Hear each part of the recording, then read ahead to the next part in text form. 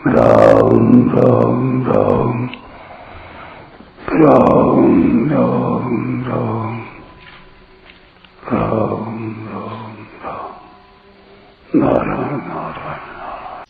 पारुष्यम, कठोरता का नाम पारुष्य है।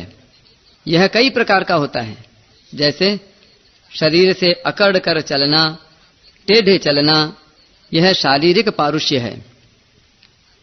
नेत्रों से टेढ़ा टेढ़ा देखना, यह नेत्रों का पारुष्य है। वाणी से कठोर बोलना, जिससे दूसरे भयभीत हो जाएं, यह वाणी का पारुष्य है।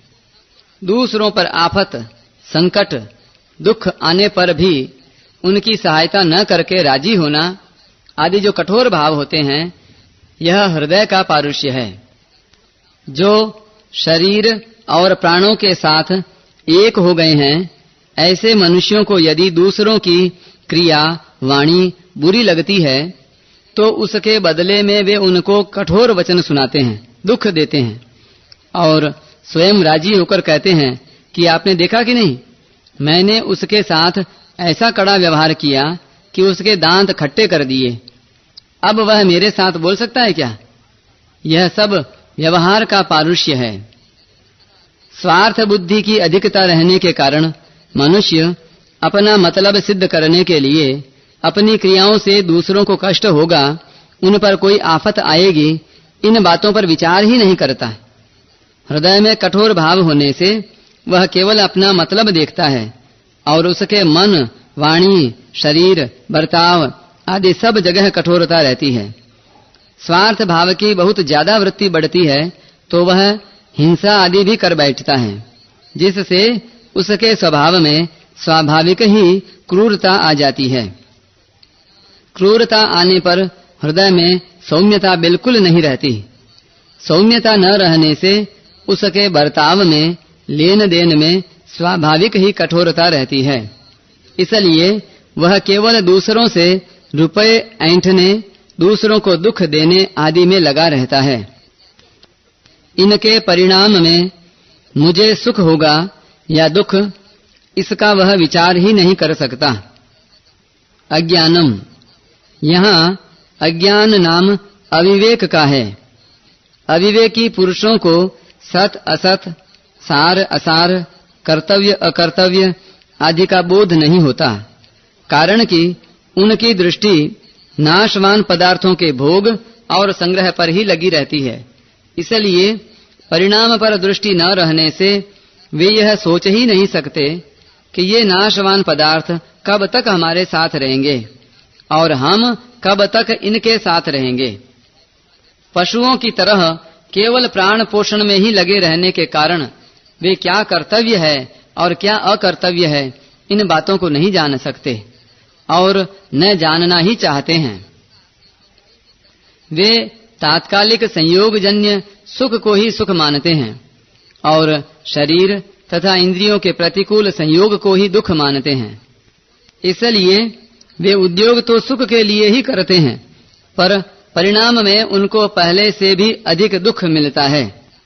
श्रीमद् भागवत में आया है, कर्मण्यारभमाणानाम दुख हत्यै सुखाय च पश्येत पाक विपर्यासम मिथुनीचारिणाम नृणाम।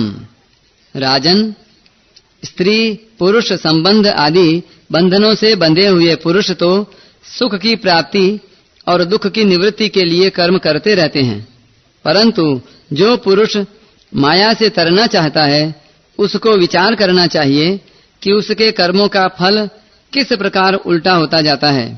वे सुख के बदले दुख पाते हैं और दुख दूर होने के बदले उनका दुख बढ़ता जाता है।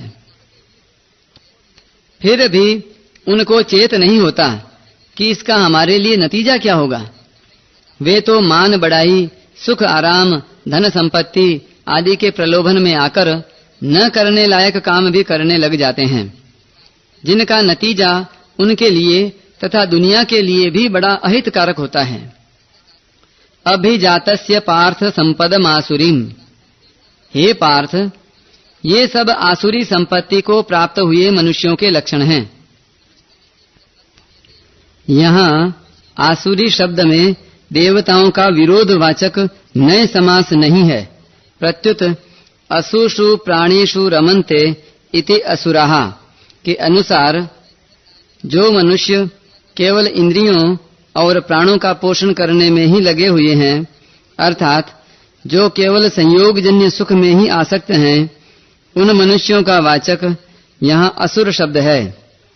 तात्पर्य यह है कि जिनका उद्देश्य परमात्मा को प्राप्त करना नहीं है और जो शरीर धारण करके केवल भोग भोगना चाहते हैं, वे असुर हैं। उन असुरों की संपत्ति का नाम आसुरी संपत्ति है।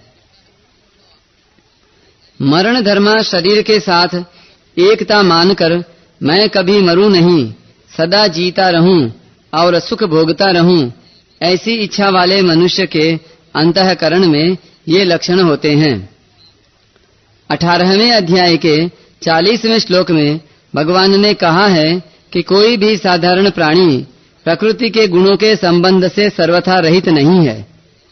इससे सिद्ध होता है कि प्रत्येक जीव परमात्मा का अंश होते हुए भी प्रकृति के साथ संबंध लेकर ही पैदा होता है। प्रकृति के साथ संबंध का तात्पर्य है कि प्रकृति के कार्य शरीर में मैं मेरे का संबंध यानी तादात्म्य और पदार्थों में ममता, आसक्ति तथा कामना का होना।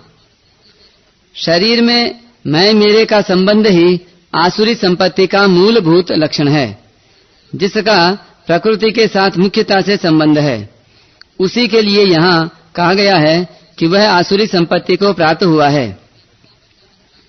प्रकृति के साथ संबंध जीव का अपना माना हुआ है, अतः वह जब चाहे इस संबंध का त्याग कर सकता है।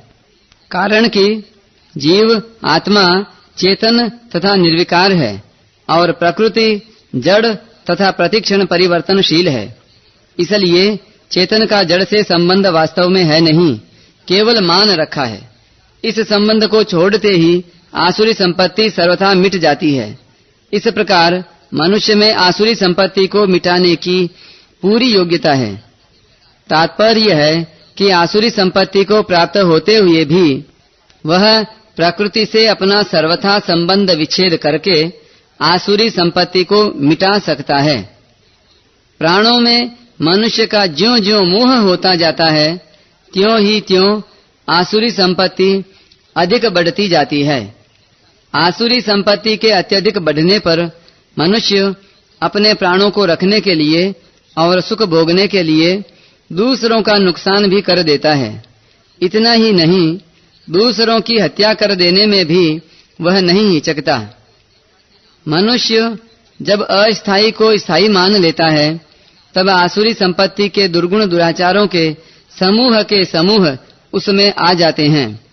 तात्पर्य है कि असत का संग होने से असत आचरण, असत भाव और दुर्गुण बिना बुलाए तथा बिना उद्योग किए अपने आप आते हैं, जो मनुष्य को परमात्मा से विमुख करके अधोगति में ले जाने वाले हैं।